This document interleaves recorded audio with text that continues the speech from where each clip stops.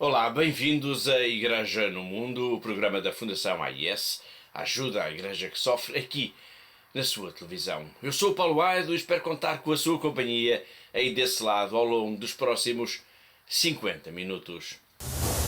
Muchas gracias a la Fundación ACN y que continúen con esta linda misión de ayudando a la Iglesia en lugares tan sufrientes, tan a veces que ni siquiera nosotros nos enteramos de los sufrimientos de tantos hermanos que testimonian de su fe, ¿no? A Irmã Glória falou com a Fundação AIS, ela contou a sua história, o tempo em cativeiro, os 4 anos e 8 meses em que esteve como refém no acampamento de jihadistas no deserto, algures no Mali, em África.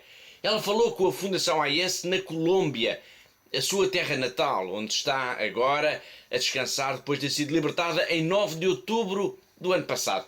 Falou com a Fundação AIS e fez questão mesmo de gravar uma pequena mensagem de vídeo a agradecer todo o trabalho que a ajuda à Igreja que sofre tem desenvolvido em tantos países junto das comunidades cristãs mais perseguidas que estão em maior sofrimento. Uma mensagem preciosa que vai seguramente ser tema de conversa com a Catarina Martins Betancourt, a diretora da Fundação AIS em Portugal, que está, como habitualmente, connosco. Olá, Catarina. Olá, Paulo, e olá também a todos os nossos telespectadores. Tal como a mensagem da Irmã Glória, teremos outro tema em destaque neste programa de hoje, o vídeo do Papa, que neste mês de janeiro nos fala da perseguição e da discriminação motivadas pela fé e pela religião. Um vídeo que tem o apoio da Fundação AIS. E não haverá mesmo melhor maneira para começar o programa do que constatar que o Papa Francisco escolheu como tema para o seu primeiro vídeo do ano precisamente a questão da perseguição e da discriminação por causa da religião, por causa da fé. Uma mensagem que começa com uma pergunta que é, no fundo, também uma constatação. Como é que é possível que hoje muitas minorias religiosas sofram discriminação e perseguição? É verdade, Paulo, foi de facto uma verdadeira prenda que o Papa Francisco nos deu ao ter escolhido como tema para a sua primeira mensagem vídeo do ano este tema da perseguição e da discriminação por causa da fé, por causa da religião. Portanto, o Papa não só nos alerta para esta situação tão dramática que estamos a viver, mas também que nos convida a seguir caminhos de fraternidade, que é, aliás, a única possibilidade. Este vídeo e este dado é de facto bastante relevante, tem o apoio direto da Fundação AIS, o que importa dizer, é muito significativo. Muito significativo mesmo, Paulo. Portanto, ao iniciar o ano de 2022 com esta mensagem tão poderosa sobre este drama da perseguição religiosa, o Papa Francisco ajuda de facto a realçar a importância do trabalho e da missão da Fundação AIS em todo o mundo. E não poderíamos imaginar uma melhor forma de começar então o ano de 2022. Bom, e é mesmo por esta mensagem que vamos começar. Vamos ver o primeiro vídeo, o Papa Francisco no primeiro vídeo do ano, neste caso tendo como escolhido como tema a liberdade religiosa. Como este vídeo com esta mensagem iniciou-se o 7º ano em que Francisco confia mensalmente à Igreja, através da rede mundial de oração, uma intenção particular de oração. ¿Cómo puede ser que actualmente muchas minorías religiosas sufran discriminaciones o persecuciones? ¿Cómo permitimos en esta sociedad tan civilizada que haya personas que sean perseguidas simplemente por profesar públicamente su fe?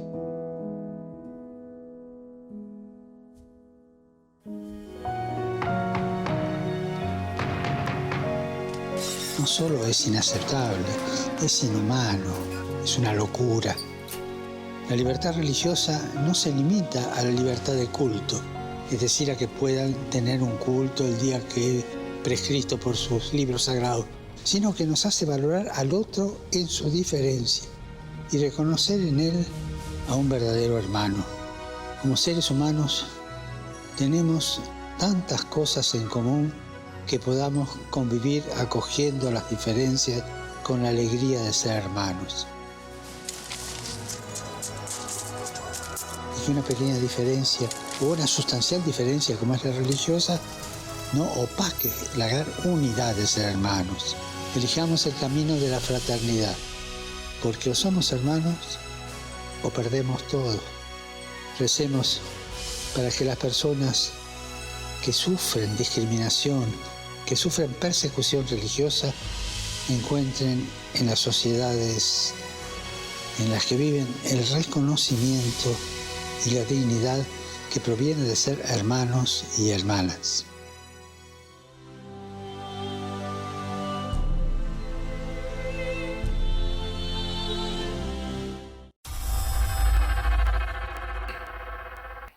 Estas palavras de alerta do Papa para o drama da perseguição religiosa, para o drama da intolerância baseada na fé, vão ajudar-nos a enquadrar o próximo tema, que é, na verdade, um balanço do ano que passou. Thomas Hein Geldern, que é o presidente executivo internacional da Fundação AIS, olhou para 2021 e destacou o que de mais importante aconteceu, sob a perspectiva, claro, da ajuda à Igreja que sofre. E na mensagem que ele nos enviou, Catarina, podemos dizer que há 6 países em destaque. Sim, são essencialmente 6 países, nomeadamente Iraque, Síria, Líbano, Índia, Nigéria e Moçambique. Portanto, os problemas que se vivem neste país mostram, e diz o nosso Presidente Internacional, que há muito a fazer para a proteção das populações, nomeadamente as comunidades cristãs, que são vítimas da perseguição e da intolerância religiosa.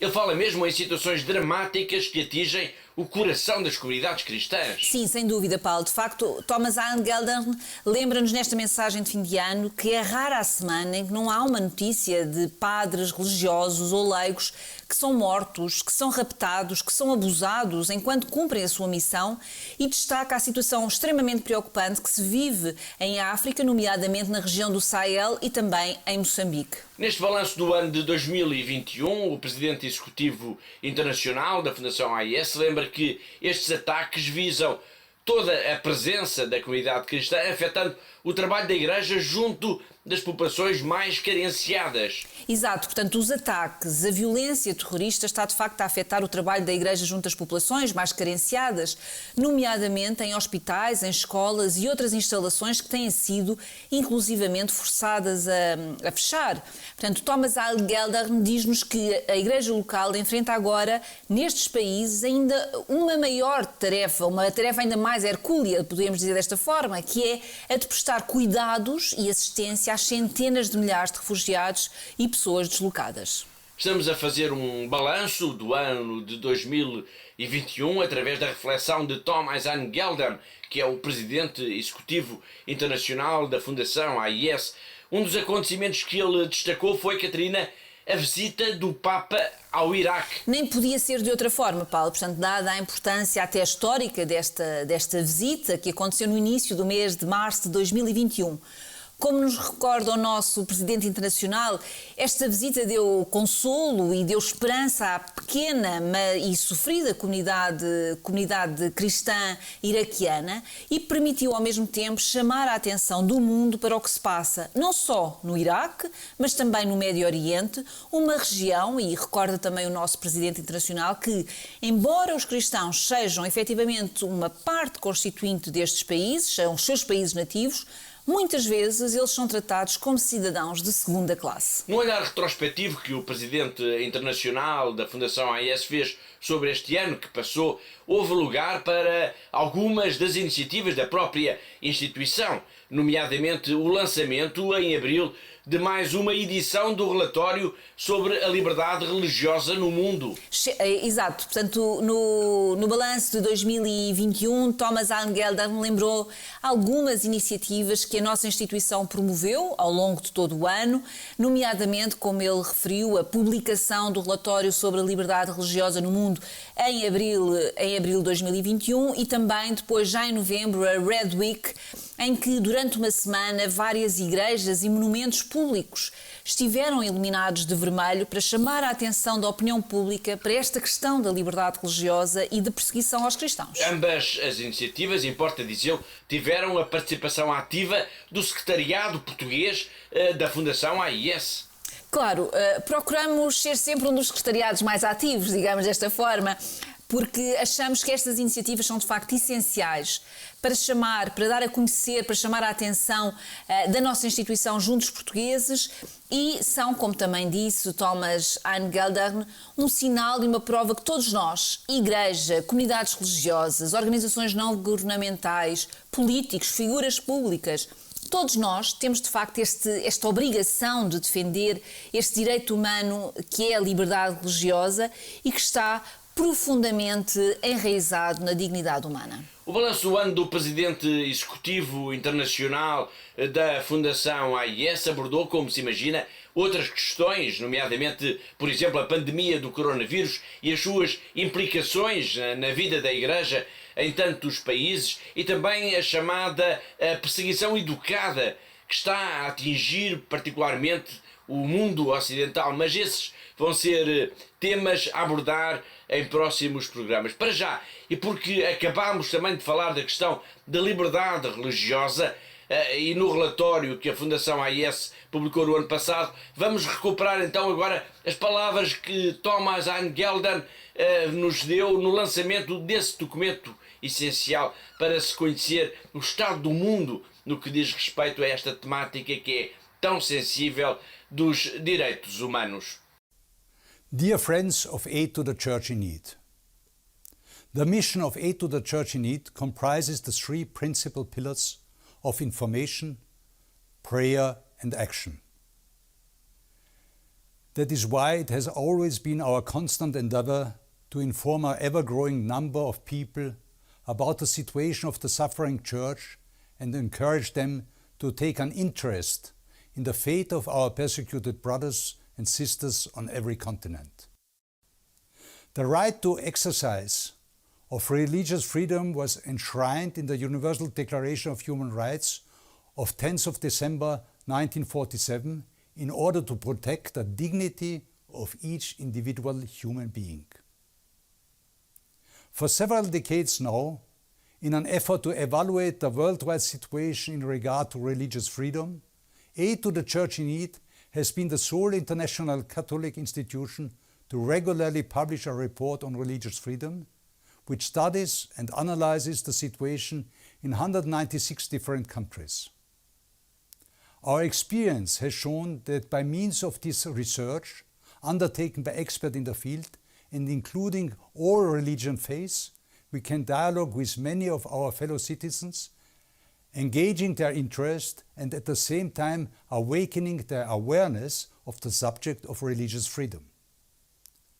On the basis of the information provided by this Religious Freedom Report, we can devote ourselves more intensively to this central objective of informing the wider world about the situation of persecuted and oppressed Christians, and thereby raise our voices to speak on behalf of those who can no longer speak for themselves. Dos países assinalados no relatório da Fundação AIS como preocupantes no que diz respeito à liberdade religiosa é a Indonésia. E ao contrário do que se chegou a temer, as celebrações de Natal não registaram incidentes, mas isso talvez tenha sido uma consequência, Catarina, da enorme operação de segurança que foi montada pela polícia e pelo exército. Sim, é verdade, Paulo. De facto, o receio de atentados terroristas na Indonésia durante este período de Natal provocou ou levou à mobilização de qualquer coisa como 177 mil agentes da polícia e do exército numa grande operação de segurança que só terminou no passado dia 2 de janeiro. Uma operação em que foi montada a vigilância em praticamente todas as igrejas existentes no país. Sim, nas mais de 11 mil igrejas e templos cristãos existentes em toda a Indonésia. A ameaça terrorista é uma constante preocupação neste país, estando na memória de todos os atentados, por exemplo, na véspera de Natal do ano de 2000, em que várias igrejas foram atacadas em Sumatra, em Java e em West Nusa Tenggara. Sim, atentados que provocaram a morte de 18 pessoas, assim como também os ataques 2 anos antes, em maio de 2018, na Igreja Católica de Santa Maria e de 2 igrejas protestantes em Surabaya, na província de Java Oriental, em que 19 pessoas também perderam a sua vida. A grande operação de segurança deste ano, do ano 2021, foi precedida da prisão já no início de dezembro de dezenas de elementos suspeitos de pertencerem a um grupo terrorista. E também este ano, esse ano de 2021, mas no domingo de Ramos, a 28 de março, ocorreu um atentado terrorista na Catedral do Sagrado Coração de Jesus, em Makassar, a capital da província indonésia de Sulawesi. Exato. Portanto, este atentado provocou então cerca de 2 dezenas de feridos e a morte de 2 dos terroristas que pertenciam a uma célula de um grupo terrorista considerado como que um ramo local do Daesh, o autoproclamado Estado Islâmico. Obrigado, Catarina. Estamos a falar da Indonésia a propósito da grande operação de segurança que foi montada pela polícia e pelo exército por ocasião do Natal. Mas que país é este? Sabia, por exemplo, que a Indonésia, que fica situada a milhares de quilómetros de distância de Meca, que é a capital espiritual do Islão, é, no entanto, o maior país muçulmano do mundo, que tem a maior população devota de Alá? Bom, em menos de 2 minutos vamos conhecer os dados mais relevantes sobre a Indonésia no que diz respeito à vida religiosa.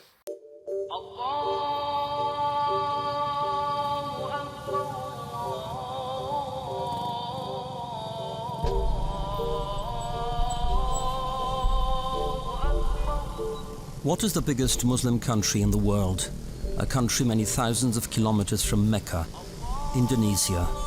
Of 200 million Indonesians, approximately 87% are Muslim, mainly Sunni. There are numerous other groups, a few with a vociferous fundamentalist bent, though a tolerant Islam based on Javan traditions dominates. A saying that has become widespread claims that Indonesia presents Islam's smiling face. Though the world's biggest Muslim country, Indonesia has not become an Islamic state. It remains an experiment of peaceful coexistence of various religions, reflected in the country's motto, unity in diversity. This is not, however, a laic country. Faith in God, reflected in the country's 6 official religions, Buddhism, Hinduism, Confucianism, Catholicism, Protestantism and Islam, is reflected in the nation's constitution. Christians from various denominations make up about 12% of Indonesia's population. 3%, 7 million Indonesians admit to being Catholic. The circumstances of Christians, however, vary considerably from region to region, depending on which of the 17,000 islands they inhabit. No outro grande país, a China, a pequena comunidade cristã vive também tempos difíceis. Ao contrário da Indonésia, que lançou uma gigantesca operação com meios do Estado para a proteção dos cristãos, na China é o próprio Estado que parece ser uma das mais poderosas ameaças para a vida desta comunidade. E digo isto, pois a partir agora do próximo dia 1 de março, Catarina, as atividades religiosas na internet, incluindo a transmissão de missas, vão precisar da aprovação prévia do governo chinês. É verdade, Paulo. De facto, a realização de atividades religiosas através da internet, nomeadamente a transmissão de missas, mas também de sermões ou, por exemplo, a simples divulgação de informações, passam então agora a estar sujeitas a uma aprovação prévia das autoridades governamentais. As novas medidas, como eu já disse, vão entrar em vigor a 1 de março deste ano e foram divulgadas pela Administração Estatal dos Assuntos Religiosos e vão estar sob a vigilância do Ministério da Segurança do Estado e de outros organismos governamentais. Isto significa, de facto, uma estratégia de controlo mais apertado no que diz respeito aos assuntos relacionados com a religião. E isto vem claramente expresso também já no relatório da Fundação AES, aliás, de que já aqui falámos hoje. Exatamente. Portanto, no nosso relatório sobre a liberdade religiosa no mundo, que foi editado pela Fundação AIS em abril do ano passado, em abril de 2021, é referido então que se está de facto a assistir ao aumento das medidas repressivas do aparelho do Estado sobre as comunidades religiosas, nomeadamente sobre os cristãos, e pode ler-se também que a liberdade religiosa na China está atualmente sujeita à mais séria repressão desde os tempos da Revolução Cultural. A maior vigilância sobre o que se passa nesse difuso mundo da internet faz parte dessa estratégia. Claro, portanto, o nosso relatório fala já disso e alerta para o facto que, com a política mais centralizada, a repressão torna-se cada vez mais intensa e generalizada e que a tecnologia está a ser aperfeiçoada para a criação em toda a China de um Estado cada vez mais vigilante sobre aquilo que as pessoas fazem, sobre aquilo que as pessoas veem, se rezam, se não rezam, com quem falam. A China é um tema sensível quando se fala em religião, quando se fala no cristianismo. Nos últimos tempos, o Vaticano tem procurado restabelecer pontes com as autoridades chinesas. Santa Sé e a China não têm relações diplomáticas e sempre com a preocupação de salvaguardar as comunidades cristãs deste país que se encontram divididas entre a chamada Igreja clandestina, fiel ao Papa, e a chamada Igreja Oficial, que depende de Pequim. Em março de 2020, o Santo Padre falou sobre isto no tão conhecido vídeo do Papa. E já hoje falámos aqui destes vídeos, destas mensagens. Vamos recordar agora as suas palavras, as palavras do Papa sobre a China.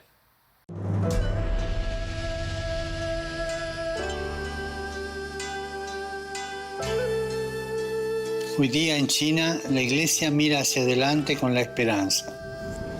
La Iglesia quiere que los cristianos chinos sean cristianos en serio y que sean buenos ciudadanos. Deben promover el Evangelio, pero sin hacer proselitismo y alcanzar la unidad de la comunidad católica que está dividida.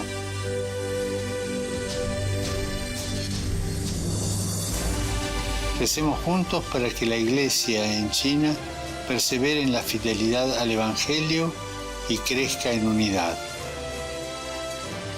Gracias.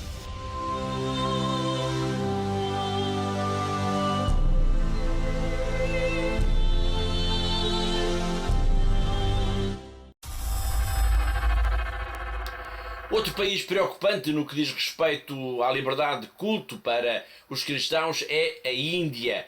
Nos últimos tempos têm-se sucedido notícias sobre incidentes com mais ou menos gravidade e que apontam todas, de certa forma, no sentido de uma maior precarização da situação desta comunidade religiosa na Índia. Há pouco falámos da Indonésia, que mobilizou milhares de agentes da polícia e do exército para assegurar um Natal sem violência. Mas na Índia, Catarina, foram vários os ataques que aconteceram contra os cristãos. Infelizmente é verdade, Paulo. De facto, as festividades deste ano, as festividades de Natal deste ano, ficaram ensombradas com estas manifestações de grupos radicais que interromperam algumas das celebrações religiosas e que, em certos casos, adquiriram até uma expressão mais violenta com a destruição de símbolos cristãos. Estamos a falar de que situações? Bom, foram vários episódios de violência e só para citar alguns, refiro, por exemplo,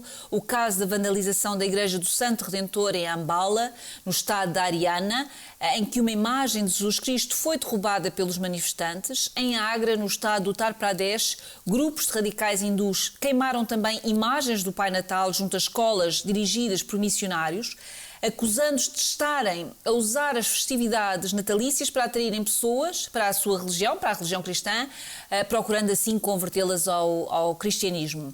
E o mesmo se passou, por exemplo, em Silchar, Nirmala, Mandaya e Karnataka, onde missas ou outras celebrações foram de facto interrompidas também por manifestantes pertencentes a grupos radicais hindus. A Catarina referiu que num dos casos os missionários foram acusados de utilizar as celebrações natalícias para a conversão forçada de pessoas ao cristianismo. A acusação de conversões forçadas está na base cada vez mais dos ataques contra os cristãos. Sem dúvida, Paulo. Ainda recentemente, quase na véspera de Natal, a própria polícia do estado de Madhya Pradesh prendeu um sacerdote, o padre Jam Singh Dindor, sobre a acusação de que estaria a promover a conversão das populações locais ao cristianismo. E em que é que se baseia essa acusação? Bom, segundo as autoridades locais, portanto, este padre, juntamente com mais algumas pessoas, estaria a oferecer tratamento médico gratuito em hospitais da Igreja, assim como ensino escolar aos habitantes locais, na sua maioria pertencentes às chamadas comunidades tribais. Estamos a falar da Índia, de incidentes com a comunidade cristã na época de Natal e da lei anti-conversão em vigor em vários estados da União Indiana e que tem funcionado, como já dissemos, como capa protetora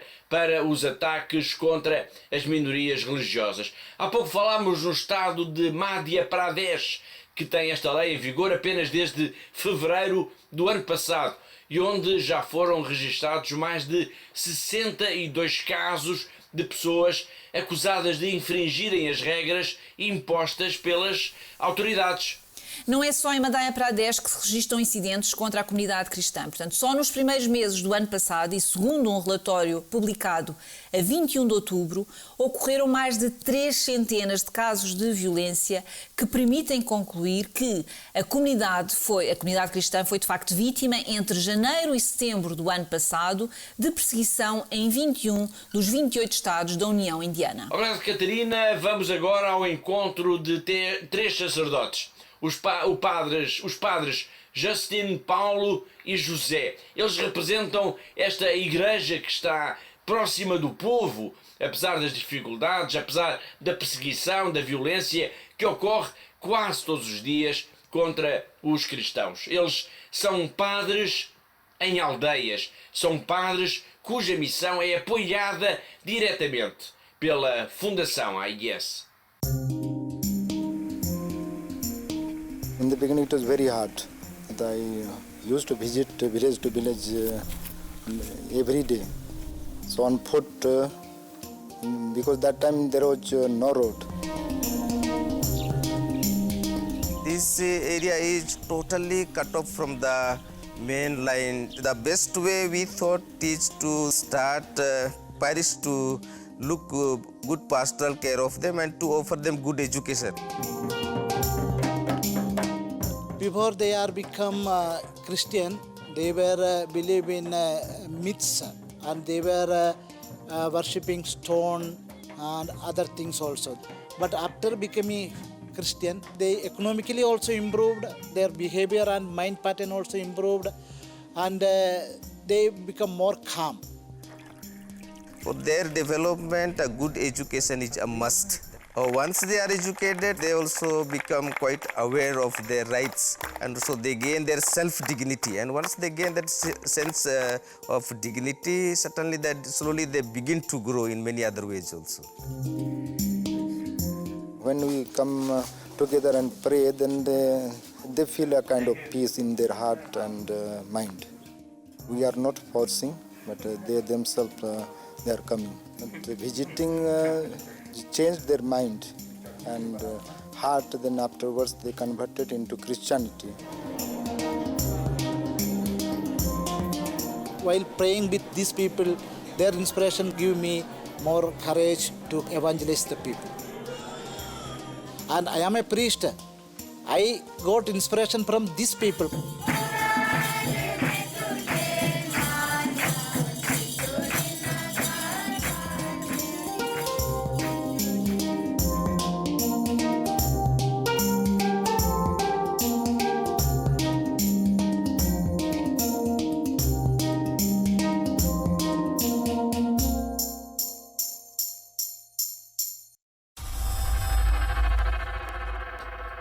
Ainda falando sobre a Índia, uma notícia que ganhou relevo no final do ano passado foi a proibição pelo governo de as missionárias da caridade receberem fundos estrangeiros. Decisão que coloca em risco mais de 20 mil pessoas. É verdade, Paulo. Trata-se da proibição, para já aparentemente temporária, de as missionárias da caridade receberem então fundos do estrangeiro.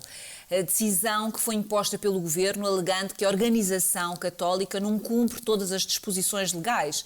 Portanto, segundo o Ministério do Interior indiano, portanto, o pedido para a renovação da licença para que permite que a comunidade receba fundos provenientes de países estrangeiros foi rejeitado, pois as autoridades ter-se-ão deparado com informações desfavoráveis. As missionárias da caridade confirmaram, entretanto, numa mensagem que enviaram para a Fundação AIS, que a licença que permite a entrada de fundos estrangeiros havia sido rejeitada, agradecendo nessa mensagem todas as manifestações de solidariedade e de preocupação que receberam um pouco por todo o mundo. Mas esta situação vem lembrar um outro caso que envolve esta congregação e a questão também aqui das conversões forçadas. É verdade, Paulo, e esse episódio relacionado com as contas bancárias das Irmãs Missionárias da Caridade ocorre poucas semanas depois de ter surgido também a notícia que as autoridades policiais de Gujarat estariam a investigar a congregação fundada em 1950 pela Madre Teresa de Calcutá por causa de uma queixa de conversões forçadas de raparigas que estão em abrigos destas irmãs. Portanto, as religiosas rejeitaram imediatamente esta acusação. As missionárias da caridade são responsáveis por inúmeras casas de abrigo que acolhem os mais pobres dos pobres da Índia. E não é possível falar-se da Índia e da comunidade cristã sem nos referirmos a eles, aos que são dos mais pobres dos pobres, aos Dalits, aos que no complexo sistema de castas deste país são considerados como invisíveis, como não tendo quaisquer direitos. E falamos também dos Dalits, pois são cada vez mais os Dalits que abraçam o cristianismo. Eles são os proscritos da Índia.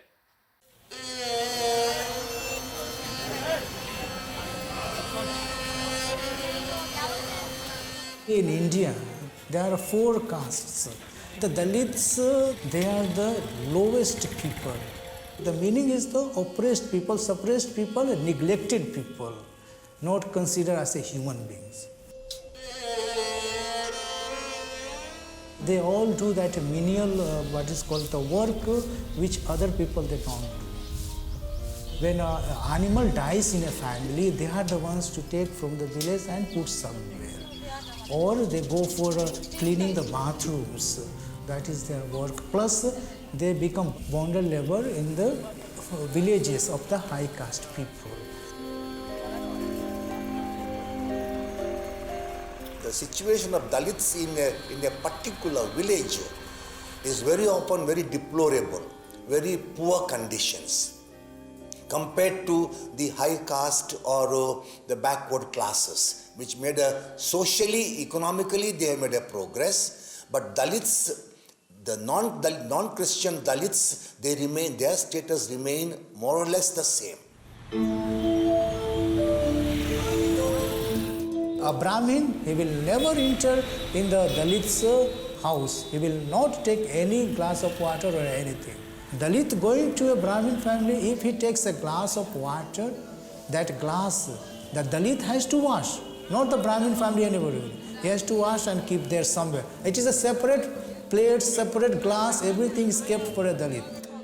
When a Dalit goes to a Brahmin family, he will not eat with him. They will allow him to sit somewhere down and they will give him food to eat, like they give food to the dogs. He will be treated like that. Hinduism always considers a Dalit is always Dalit, means he is born as a Dalit and he dies as a Dalit. In Hinduism, a Dalit cannot become a priest of a Hindu. Dalit cannot, they will not allow him. Worship is done by the high caste people. And the Dalits will be standing somewhere in corner. They will not be allowed to come close to where the worship is going on. Because it will be that the feeling is there, untouchability.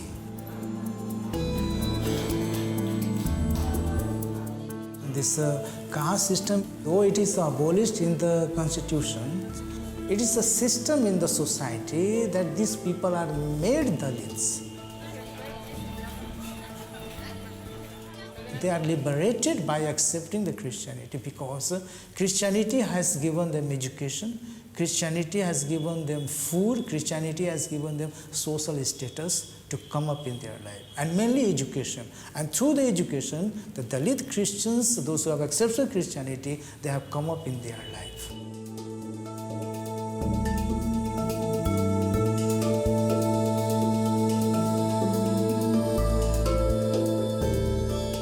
Christianity coming to India, it was a God's blessing that Dalits are liberated and they have recognized their human dignity.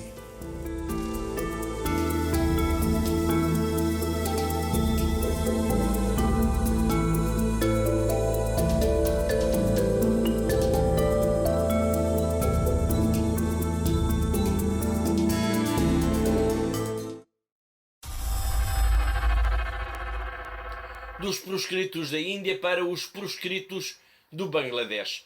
Há uma fronteira comum entre estes dois países e dos 168 milhões de habitantes do Bangladesh, mais de 85% são muçulmanos. Os católicos são uma das mais pequenas comunidades religiosas. Não haverá mais de 350 mil fiéis em todo o país. Apenas 350 mil fiéis em todo o país. E é no Bangladesh que nós vamos agora encontrar uma missão muito especial. São os Irmãos Maristas, alguns deles vindos aqui ao lado de Espanha, que estão nas plantações de chá, onde procuram resgatar as crianças à pobreza, ao analfabetismo e a uma vida de miséria. A Fundação AES apoia esta missão, como nos vai contar já de seguida o irmão Martí Henrich.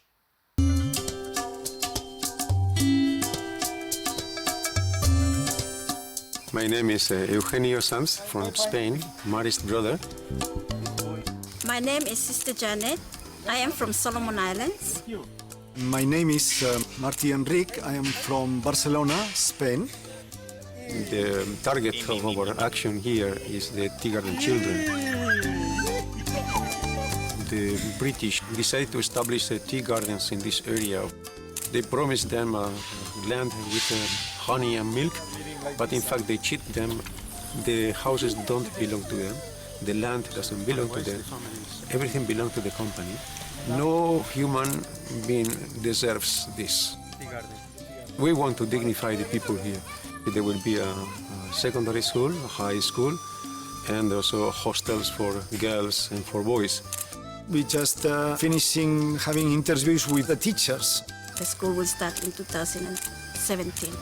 Thanks to aid to the church in need, we have this beautiful house, the convent of the brothers. Thanks to you also we have this beautiful card. I thank all those who are contributing all over the world. The dreams of many people become real. Thank you.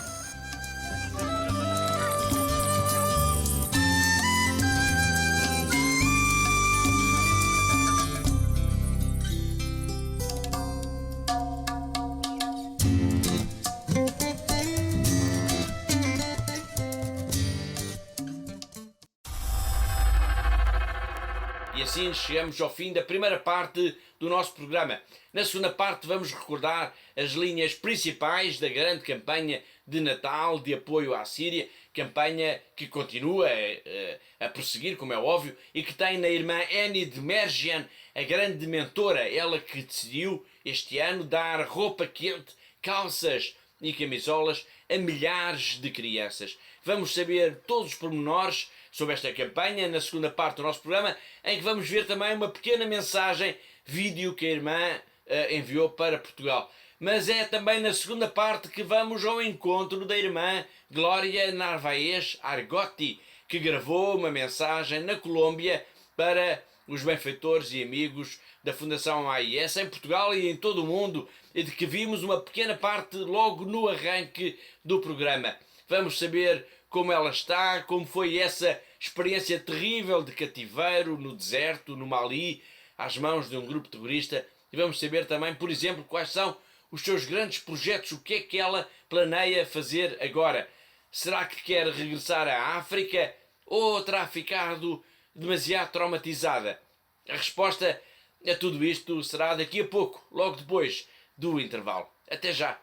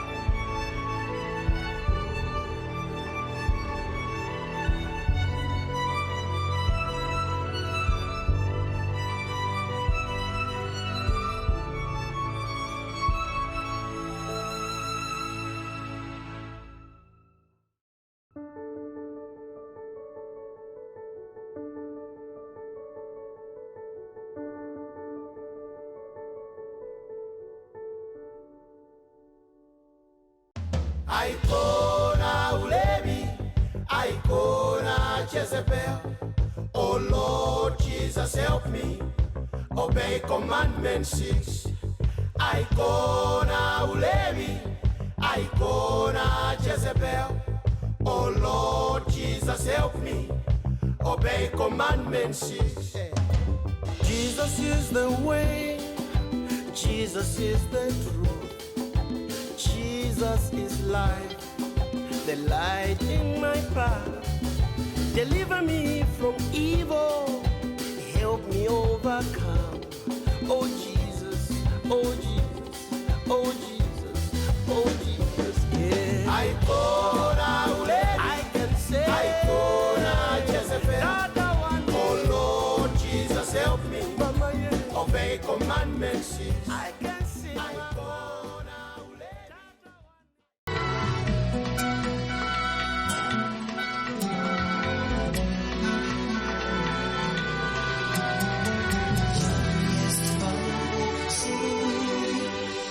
Który Ciebie wiódł ziemi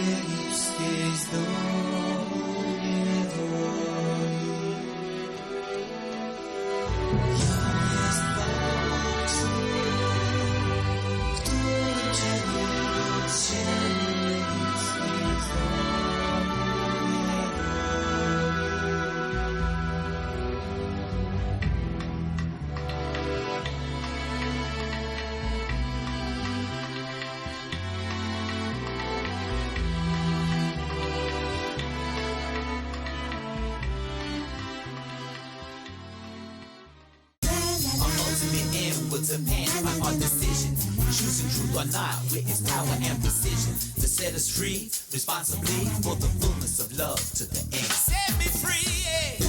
Our ultimate end will depend on our decision. My ultimate end or not, with its power and precision to set us free, responsibly for the fullness of love to the end. Set me free, yeah. Deceit and deception. We need divine protection. Divine protection. Deceit and deception. We need divine protection. We need divine protection. Deceit and deception. Rescue me. We need divine protection. We need divine protection. Deceit and deception. Rescue me. We need divine protection. We need divine protection.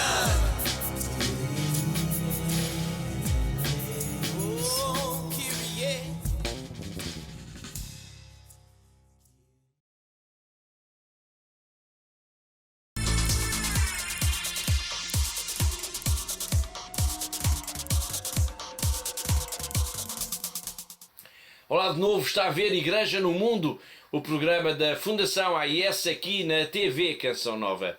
Eu sou o Paulo Aido e connosco está a Catarina Martins de Betancourt, a diretora da Fundação AIS em Portugal.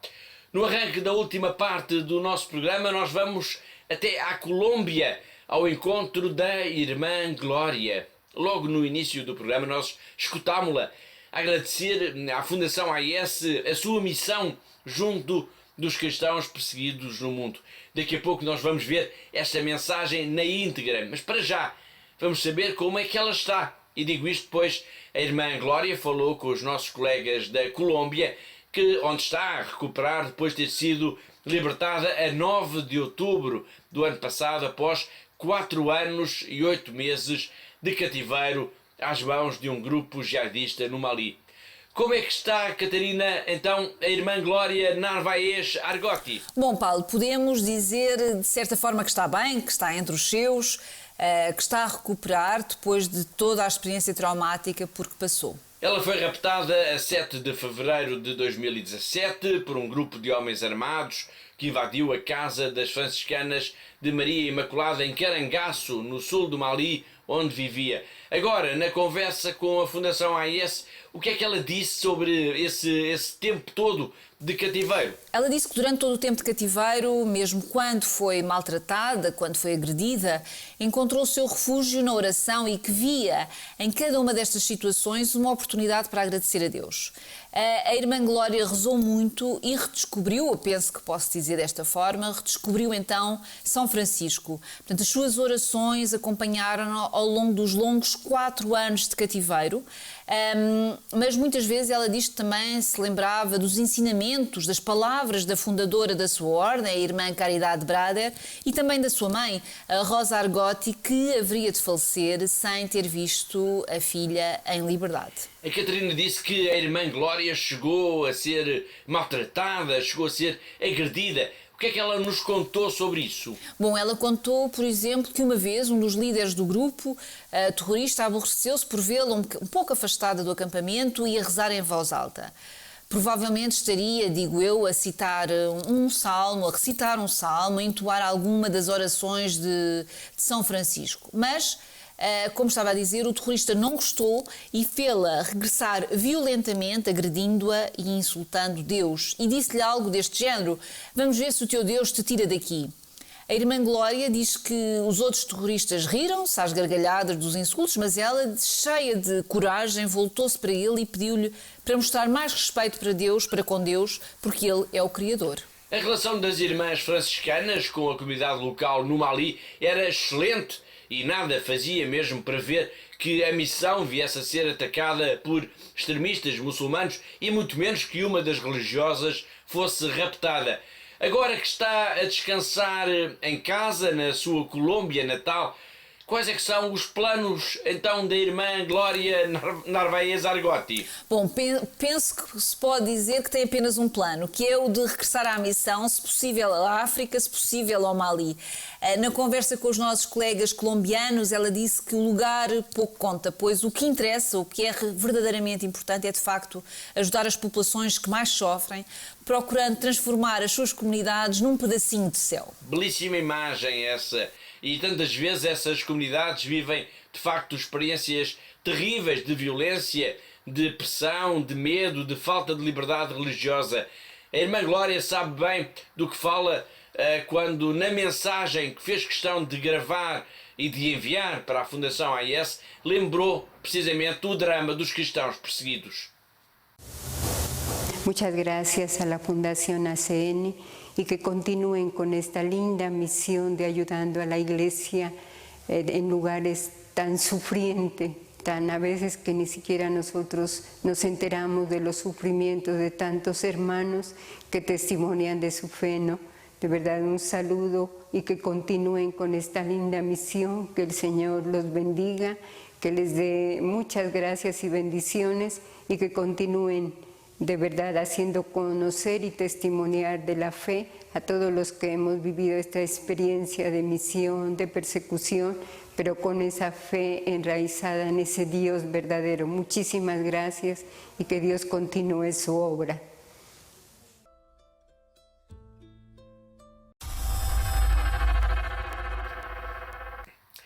Já na reta final do programa de hoje vamos recordar uma vez mais as linhas essenciais da grande campanha que a Fundação AIS lançou neste Natal e que tem como objetivo, Catarina, minorar o sofrimento de crianças e de jovens. Precisamente, Paulo, o que queremos fazer é muito simples, mas é mas mesmo muito importante.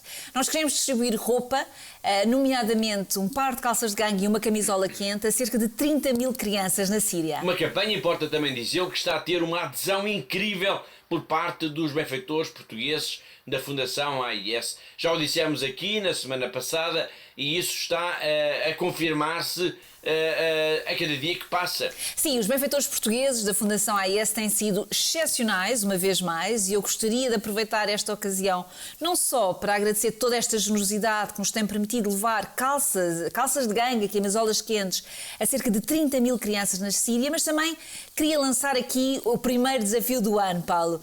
E este desafio é o seguinte: para quem está lá em casa, junte-se a nós, junte-se à nossa causa de defesa dos cristãos perseguidos no mundo, junte-se a esta missão de apoio, de ajuda à Igreja que sofre no mundo. Portanto, nós precisamos de si, os cristãos perseguidos precisam de si, das suas orações, precisam da sua generosidade e não imagina como a sua generosidade pode fazer a diferença. Fica aqui lançado o desafio para quem nos está a acompanhar lá em casa para se juntar à Fundação AIS, para se tornar, como falou agora a Catarina, para se tornar benfeitor da Fundação AIS. E fica também esse desafio para ajudar nesta campanha tão especial que é dar roupa quente a 30 mil crianças da Síria. Para ajudar a Fundação AIS é preciso o quê, Catarina? Bom, eu peço a todos os que nos estão a ver para entrar em contato connosco, para o número de telefone que está a passar em rodapé ou visitar a nossa página de internet e dizer que quer colaborar com a Fundação AIS, quer colaborar nomeadamente com esta campanha. É muito fácil, basta agir, basta dar este primeiro passo, nos contactar e de dizer que quer ajudar a dar uma prenda tão especial a estas crianças da Síria. Mesmo no meio da azáfama que tem sido, como se imagina, toda esta logística da campanha da distribuição de roupa a 30 mil crianças em pelo menos 7 cidades na Síria, e isto em plena época natalícia, a irmã Annie nunca deixou, no entanto, de pensar nos portugueses, de pensar nos amigos portugueses, como ela tantas vezes nos diz. E no meio da agitação desta campanha, ela conseguiu tirar uns segundos para gravar com o seu próprio telemóvel uma pequena mensagem de agradecimento. É um muito obrigado a si que nos está a escutar pela ajuda que tem dado à Síria através da mão amiga que é a Fundação AIS.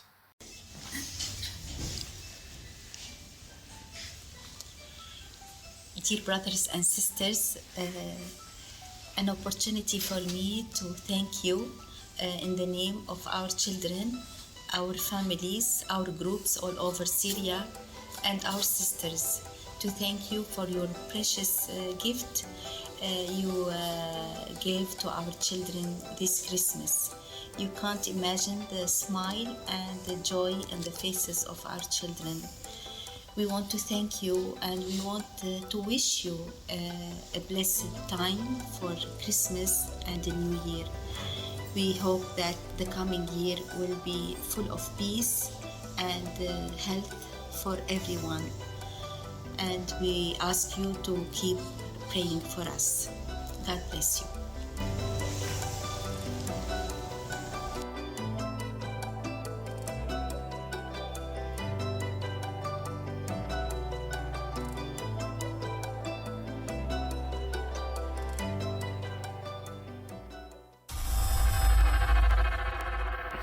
E com este obrigado da irmã Annie, que nos convoca para a campanha de solidariedade para com as crianças e os jovens da Síria, chegamos ao fim do nosso tempo, chegamos ao fim de mais um Igreja no Mundo, o programa da Fundação AIS aqui na sua televisão. Resta-me agradecer a colaboração da Catarina, a diretora da AIS em Portugal, assim como todos os que ajudaram a produzir, a editar e a levar até si este programa. Já sabe, conto consigo aí desse lado na próxima semana. Até lá, se Deus quiser.